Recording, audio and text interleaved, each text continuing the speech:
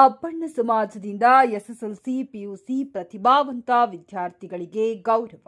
Gangavathi June 16 Gangavathi ನಗರದ ಹೊಸಹಳ್ಳಿ ರಸ್ತೆ ಸಣ್ಣ ಹುಲಗಪ್ಪ ಇವರ ಜಾಗದಲ್ಲಿ ಇಂದು ಹಡಪದ ಅಪ್ಪಣ್ಣ ಸಮಾಜ ಸಮಿತಿ ವತಿಯಿಂದ ಪ್ರಥಮ ಜಗದ್ಗುರು ಶ್ರೀ ಲಿಂಗೈಕ್ಯ ಬಸವಪ್ರಿಯ ಹಡಪದ ಅಪ್ಪಣ್ಣನವರ 18ನೇ ವರ್ಷದ ಪುಣ್ಯ ಸ್ಮರಣೋತ್ಸವ ಅಂಗವಾಗಿ ಎಸ್ಎಸ್ಎಲ್ಸಿ ಹಾಗೂ ಪಿಯುಸಿ ಪರೀಕ್ಷೆಗಳಲ್ಲಿ ಉತ್ತಮ ಸಾಧನೆ ಮಾಡಿದ ವಿದ್ಯಾರ್ಥಿಗಳಿಗೆ ಪ್ರತಿಭಾ ಪುರಸ್ಕಾರ ನೀಡಿ ಸನ್ಮಾನಿಸಲಾಯಿತು.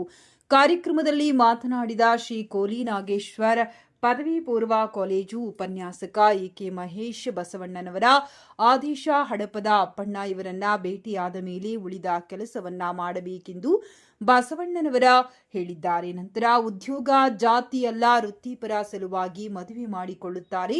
ಹಡಪದ ಸಮಾಜದಿಂದ ಇಡೀ ಊರಿನ ಸುದ್ದಿ ಸಮೇತ ಗೊತ್ತಿದ್ದರೂ ಕೂಡ ಯಾರಿಗೂ ಹೇಳಿಲ್ಲ. ಆದರೆ ತಲೆ ಮೇಲೆ ಕೈ ಇಡುವ ತಾಯಿ ಮತ್ತು ಹಡಪದ ಅಪ್ಪಣ್ಣ ಸಮಾಜದವರಿಗೆ ಮಾತ್ರ ಅವಕಾಶ ಇರುತ್ತದೆ. ಅವರು ಬಿಟ್ಟರೆ ಯಾರು ನಮ್ಮ ತಲೆಯ ಮೇಲಿನ ಕೈ ಇಡಲಾರೆ. ಹಾಗೂ ಶಿಕ್ಷಣವೇ ಸಮಾಜದ ಅಭಿವೃದ್ಧಿಗೆ ಮೂಲ ಆಧಾರವಾಗಿದ್ದು ವಿದ್ಯಾರ್ಥಿಗಳು ನಿರಂತರ ಪರಿಶ್ರಮ ಮತ್ತು ಶಿಸ್ತಿನಿಂದ ಉನ್ನತ ಗುರಿಗಳನ್ನು ಸಾಧಿಸಬೇಕೆಂದು ಕರೆ ನೀಡಿದರು. ಸಮಾಜದ ವತಿಯಿಂದ ಪ್ರತಿಭಾವಂತ ವಿದ್ಯಾರ್ಥಿಗಳನ್ನು ಗುರುತಿಸಿ ಗೌರವಿಸುವುದು ಇತರ ವಿದ್ಯಾರ್ಥಿಗಳಿಗೆ ಪ್ರೇರಣೆಯಾಗುತ್ತದೆ ಎಂದು ಹೇಳಿದರು.